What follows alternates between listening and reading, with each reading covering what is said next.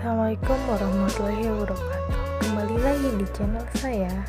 Kali ini saya akan memaparkan mengenai resume tentang materi komitmen mutu. Nah, sebelum kita mulai, kita lihat dulu yuk perkenalan kita. Nah, nama saya Sita Hasna Halida. Kebetulan saya adalah CPNS pemerintah Kota Banjar dan sedang melaksanakan latsar CPNS tahun angkatan 2021 tahap distance learning. Kita lanjut ke materi resume tentang komitmen mutu. Yang pertama, kita akan membahas mengenai pengertian kata komitmen. Komitmen adalah tindakan untuk melakukan sesuatu. Dengan kata lain, komitmen merupakan bentuk dedikasi atau kewajiban yang mengikat kepada orang lain, hal tertentu atau tindakan tertentu. Pendapat lain mengatakan bahwa komitmen sendiri bisa dilakukan dengan cara sukarela atau tanpa unsur paksaan. Banyak orang menjalani komitmen pada sesuatu karena mencintai apa yang mereka lakukan.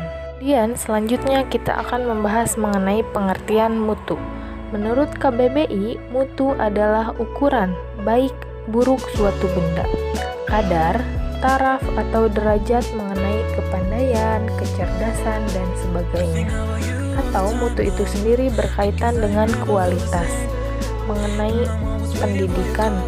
Kemudian, pendapat lain mengatakan bahwa mutu merupakan suatu kondisi dinamis berkaitan dengan produk, jasa, manusia, proses, dan lingkungan yang sesuai atau bahkan melebihi harapan konsumen atau pengguna.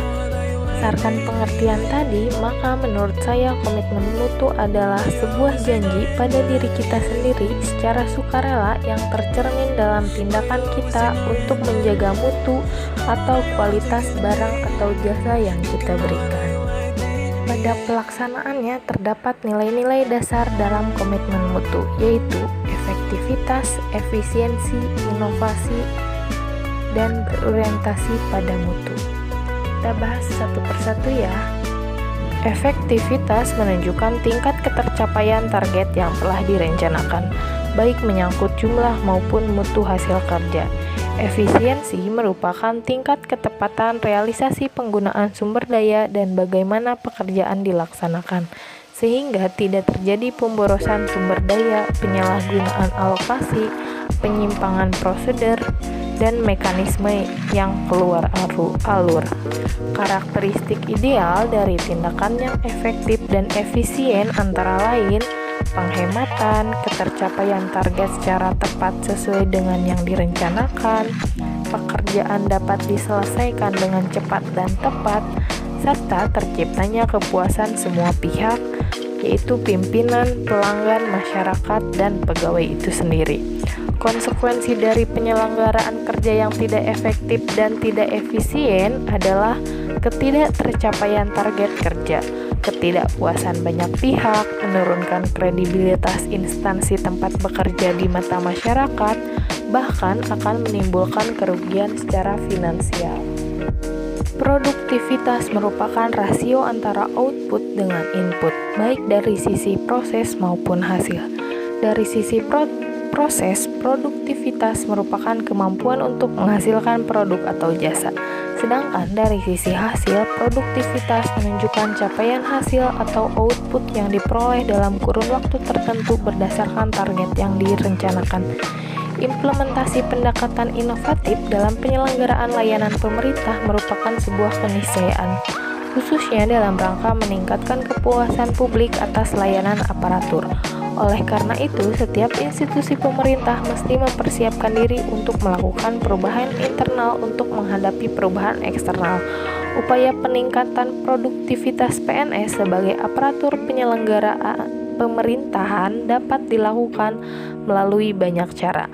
Misalnya, peningkatan kompetensi, motivasi, penegakan disiplin, serta pengawasan secara profesional untuk mengawal kinerja PNS agar tetap berada di jalur yang tepat dan tidak melakukan penyimpangan. Karakteristik ideal dari tindakan yang berorientasi mutu dalam penyelenggaraan pemerintahan dan pelayanan publik antara lain diarahkan untuk meningkatkan kepuasan masyarakat sebagai pelanggan, baik menyangkut layanan yang merujuk pada prosedur view maupun customer view.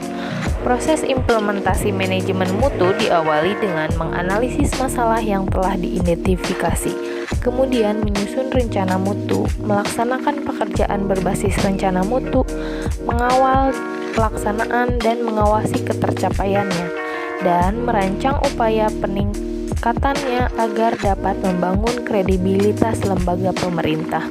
Banyak cara yang dapat dilakukan untuk senantiasa memperbaiki mutu layanan dari pegawai ASN kepada publik. Misalnya, memahami fungsi, tugas pokok, dan peran masing-masing, kompeten pada bidang pekerjaannya, memiliki target mutu layanan, memahami karakter masyarakat yang membutuhkan layanan, menguasai teknik pelayani prima dengan memberikan layanan prima, dan bersedia menerima kritik untuk perbaikan ke depan. Tanggung jawab mutu ada pada setiap level organisasi. Pada level puncak atau corporate level bertanggung jawab atas mutu layanan institusi secara keseluruhan untuk membangun citra kelembagaan dan keunggulan bersaing. Pada level strategic business unit level, tanggung jawab mutu berkaitan dengan penetapan diversifikasi mutu pada setiap unit kerja sesuai dengan target masing-masing. Pada level fungsional, bertanggung jawab atas mutu hasil setiap layanan yang diberikan di unit-unit pendukung. Sedangkan pada level unit dasar, tanggung jawab mutu berkaitan dengan aktivitas atau rencana aksi yang dilakukan di masing-masing unit kerja. Contoh komitmen mutu yang dapat saya lakukan sebagai guru adalah terus memperdalam keilmuan saya dengan cara selalu belajar dan mencari informasi mengenai ilmu yang saya ajarkan kepada siswa, bisa dari internet, buku, ataupun sumber lainnya. Kemudian memberikan pengajaran secara ikhlas dan sabar atas perilaku anak ketika sedang melakukan pembelajaran. Dan yang terakhir adalah menjadikan diri sendiri sebagai manusia yang lebih baik dalam segala hal.